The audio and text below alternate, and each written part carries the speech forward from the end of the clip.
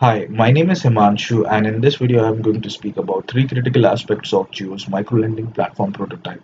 The first aspect that I'm going to speak about is the market determination of interest rate on this platform. Second, I'm going to speak about the reputation management, and thirdly, I'm going to speak about the scalability factor of this platform and how it will be scaled with the help of a business case that I've developed. To start off with, the borrower's profile by the platform will be understood by certain parameters like the income range, wherein the income range will determine the interest rate of the uh, borrowers in this platform. What is the education background of the borrower? What is the collateral range, the rate of repayment, the occupation of the borrower? So all these parameters are actually linked to their individual scores, which can then get clubbed to their total credit score. And based on the total credit score, the system understands whether the credit status is excellent, good, and it also determines the interest rate accordingly, as shown over here. So let me hop on to the reputation management part. The reputation management will work for both borrowers and lenders. For borrowers, it will work with two angles. So first angle is the loan repayment history. If the borrower has a good loan repayment history, if he has taken loans once or twice, thrice, and his repayment has been on time, this will definitely affect the borrower's profile in a positive way. His credit score will be increased in the system, and the next time that he applies for the loan, he will get a better interest rate.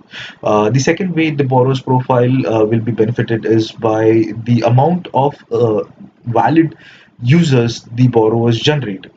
If the borrower is using this platform to generate referrals, valid referrals through this platform of more borrowers, then definitely this particular borrower will get a better interest rate next time he applies or she applies for the loan next time. Now the lenders will also have two angles through which their profile will be hiked up.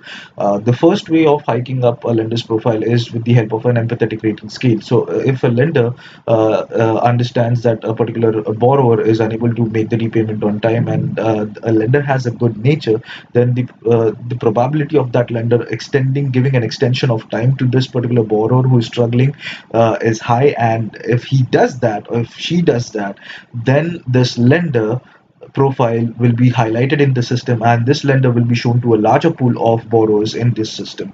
The second way the lender's profile can be highlighted is with the number of referrals that the lender generates for enrolling the enterprises, merchants, and vendors onto these micro-lending platforms market seller ecosystem. This market seller ecosystem will be meant for borrowers to purchase through the loan that they have been given on this platform. This particular sheet over here explains the scalability aspect of this platform. To understand scalability better, we need to know the total population of our country, which is around 1.3 billion approximately, of which geo customer base is around 190 million till date. The income groups that I have mentioned over here is the poor income, lower income, middle income, and the upper middle income group, representing 20% of the total population, 75%, 3%, and 1% respectively. Then I'm speaking about the monthly income that these individual groups are going to generate. This is the average income group considered based on the data that I have derived from these sources mentioned over here. On the left hand side, I'm talking about the various parameters that I've considered for this business case. These parameters includes the average the average tenure that an individual will repay his loan in, then the average interest rate of accumulated user base, the average micro loan that an individual income group will apply for. All these parameters highlighted in yellow can be changed, and this data is synced with the working sheet, which speaks about the revenue month on month, the profit generated month on month. All these data will be changed once you change the figures highlighted in yellow cells. Ultimately, it will affect the top sheet mentioned over here, which speaks about the profit generated by this platform in year one, year two, and year three. Coming back to the control sheet, the second parameter that I wanted to speak about the scalability part is how will we penetrate this solution in our country's population. So I have divided this phase into four phases: phase one, phase two, phase three, and phase four.